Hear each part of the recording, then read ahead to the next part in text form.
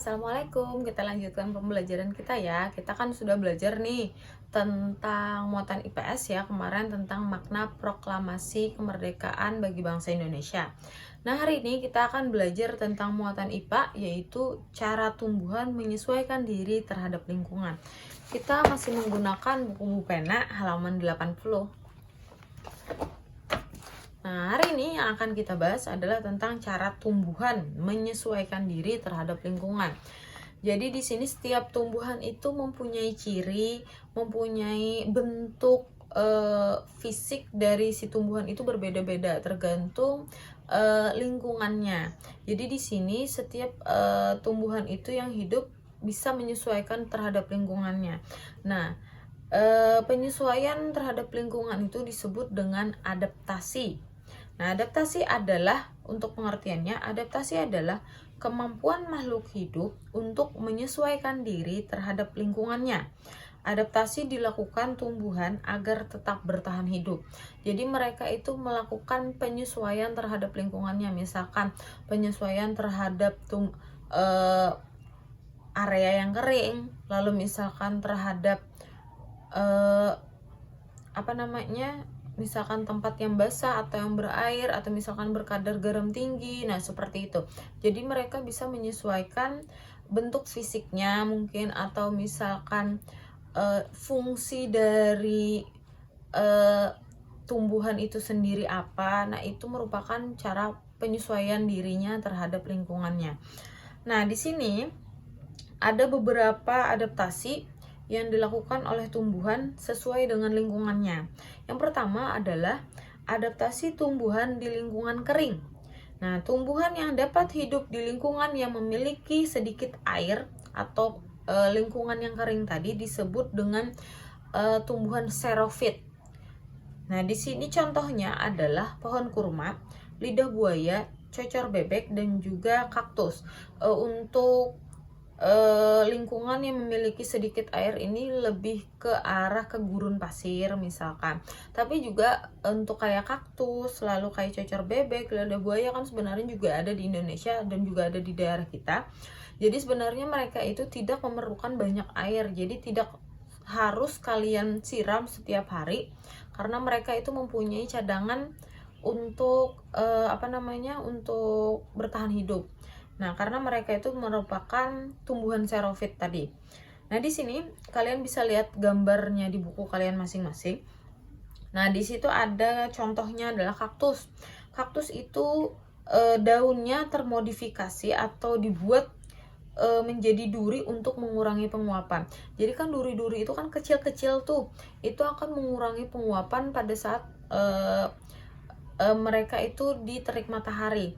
Jadi duri-durinya itu merupakan fungsinya adalah untuk mengurangi penguapan. Beda sama kayak daun-daun biasanya. Kan kalau untuk daun biasa itu kan lebar tuh. Nah, itu akan memperbanyak penguapan karena mereka ini mempunyai cadangan air di dalam tubuhnya. Nah, otomatis mereka itu harus bisa mengurangi penguapan itu. Lalu juga permukaan batang berlapis lilin untuk mengurangi penguapan juga sama. Jadi tidak cuma duri di sini untuk mengurangi penguapan, tapi juga batangnya yang berlapis lilin supaya jangan terlalu banyak air yang ada di dalam tubuhnya itu menguap atau berkurang. Lalu, batang tebal dan berisi banyak cadangan air. Nah, di dalam batangnya si kaktus ini, mereka itu mempunyai batang yang tebal. Di batang tebal itu terdapat banyak cadangan air. Dari situ mereka bisa mengontrol asupan makanannya. Selain itu juga akar sangat panjang untuk mencari sumber air. Karena di daerah kering itu kan biasanya untuk mencari sumber air itu susah. Jadi di sini tumbuhan kaktus ini dimodifikasi jadinya akarnya itu panjang supaya bisa mencari sumber air terdekat dari tumbuhan itu, supaya mereka itu bisa menyerap air itu untuk bertahan hidup. Lalu yang kedua adalah Adaptasi tumbuhan di lingkungan berkadar garam tinggi. Nah, tumbuhan yang dapat hidup di lingkungan dengan kadar garam tinggi disebut halofit. Jadi yang tadi xerophyte, yang ini halofit. Kadar garam tinggi halofit. Nah, contoh lingkungan dengan kadar garam tinggi itu misalkan di laut, di muara sungai, dan juga pantai. Nah, untuk tumbuhan yang bisa hidup di di lingkungan berkadar garam tinggi, contohnya adalah bakau. Nah, di sini bakau juga mempunyai ciri khusus tumbuhan untuk bakau. Jadi ada beberapa jenis tumbuhan bakau memiliki akar napas yang tumbuh ke atas permukaan tanah untuk memperoleh oksigen. Jadi akar itu kan biasanya tuh di bawah tanah ya. Tapi kalau untuk si bakau ini biasanya akarnya itu ada di atas permukaan lautnya, di atas permukaan air. Nah, itu tadi fungsinya adalah untuk memperoleh oksigen. Makanya namanya adalah akar napas.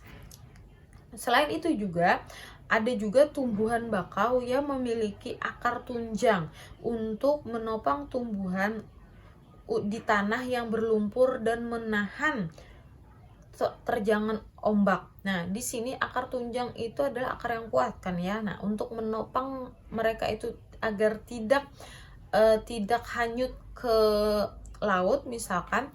Jadi adanya akar tunjang. Akar tunjang itu yang menopang atau menahan supaya jangan kena ombak laut.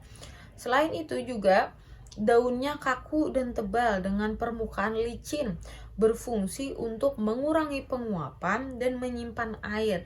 Jadi kalau untuk di sini untuk yang mengurangi penguapannya adalah daunnya itu kaku dan tebal dan juga permukaannya yang licin. Lalu ada juga bagian bawah daun bakau memiliki kelenjar untuk mengeluarkan kelebihan garam. Jadi kan mereka itu kan hidupnya kan di laut, di muara sungai, dan juga di pantai tuh. Otomatis kan kadar garamnya tadi banyak. Jadi di sini ada bagian bawah daun bakau itu yang bisa mengeluarkan kelebihan garam. Nah, jadi dari situ mereka itu dikeluarkan supaya bisa menyesuaikan diri juga. Lalu yang ketiga adalah adaptasi tumbuhan di lingkungan air. Nah, tadi ada di lingkungan kering, di lingkungan kadar garam tinggi, lalu yang ketiga adalah di lingkungan air. Di lingkungan air di sini, tumbuhan yang dapat hidup di lingkungan air disebut hidrofit. Contohnya adalah teratai dan juga eceng gondok. Nah, kita ambil contoh misalkan di sini teratai dan eceng gondok tadi. Di sini ciri khususnya untuk teratai itu memiliki daun yang lebar untuk mempercepat penguapan. Nah, sedangkan yang sebelumnya tadi mengurangi penguapan, sedangkan si teratai ini adalah untuk mempercepat penguapan. Dengan daunnya yang lebar, otomatis penguapan air yang ada di bawahnya itu lebih cepat. Daun yang lebar juga berfungsi agar dapat mengapung di permukaan air. Biasanya kan teratai itu kan mengapung ya. Nah, fungsi dari daunnya itu adalah untuk supaya teratai ini tetap mengapung dan tidak tenggelam. Daunnya berlapis lilin untuk mencegah daun membusuk karena selalu terkena air. Iya, mereka itu licin, kalau kalian bisa lihat itu biasanya terlihat mengkilap. Nah, itu licin berlapis lilin. Jadi supaya jangan membusuk karena mereka kan berendam di air. Nah, itu tadi fungsi dari ciri khususnya si teratai. Lalu yang kedua adalah eceng gondok. Nah, eceng gondok ini memiliki pangkal tangkai daun berongga yang berfungsi untuk membantu mengapung di permukaan air. Nah, kalau untuk eceng gondok ini kan bentuk si tangkainya itu kan biasanya menggelembung seperti itu. Kalau kalian patah, itu ada terlihat di dalamnya itu berongga-rongga. Nah, itu adalah gunanya tadi adalah untuk membantu mengapung di permukaan air. Nah, itu adalah untuk eceng gondok. Sedangkan untuk teratai tadi daunnya yang lebar. Akarnya lebat untuk menjaga keseimbangan tumbuhan agar tidak terbalik. Iya, mereka itu mempunyai akar yang lebat dan juga serabut. Jadi supaya jangan terbalik, jadi akarnya itu banyak. Jadi kan dia berat tuh di bawah, jadi tidak akan terbalik. Nah, itu adalah fungsi dari adaptasi tumbuhan di lingkungan air. Selanjutnya adalah adaptasi tumbuhan di lingkungan lembab. Nah, tumbuhan yang dapat hidup di lingkungan lembab disebut hygrofit. Contoh tumbuhan hygrofit adalah begonia dan juga tumbuhan paku. Nah, oleh karena hidup di tempat lembab, penguapan terjadi dengan lambat karena kan dia lembab tuh suhunya. Air dikeluarkan melalui struktur khusus pada daun yang disebut stomata air atau hidatoda. Nah, kalau untuk ini mereka itu airnya itu karena mereka ini penguapannya lambat, jadi air itu dikeluarkannya melalui yang namanya stomata air tadi. Nah, selanjutnya adalah adaptasi tumbuhan di lingkungan miskin nitrogen. Maksudnya ini adalah yang kekurangan gas nitrogen. Jadi ada yang kekurangan gas nitrogen. Nah, tumbuhan yang tumbuh di lingkungan miskin nitrogen biasanya melakukan penyesuaian diri dengan memerangkap serangga kemudian mencerna sebagai sumber nitrogen. Contohnya adalah kantong semar dan Venus. Kantong semar itu adalah mempunyai cairan nektar biasanya di dalam kantongnya itu. Jadi ada air, ada yang namanya nektar di dalam sana. Jadi pada saat itu serangga-serangga mencium bau nektar itu tadi, lalu mereka masuk ke dalam nektar itu. Nah, itu tadi yang membuat mereka masuk terperangkap dan akhirnya dicerna oleh si tumbuhan kantong semar ini. Yang ada di serangga itu adalah nitrogennya. Nah, otomatis pada saat dicerna, jadi si tumbuhan ini mendapatkan nitrogen dari serangga yang mati. Nah, selain itu juga Venus. Kalau Venus ini adalah seperti tumbuhan yang bisa memakan, seperti buku. Jadi mereka bisa memakan seperti ini. Jadi itu sama juga punya nektar di dalam Venus itu, di dalam tumbuhannya itu yang bisa memancing serangga masuk ke dalam. Kalau mereka sudah masuk ke dalam, baru mereka menutupkan tumbuhan Venus ini, menutupkan katupnya.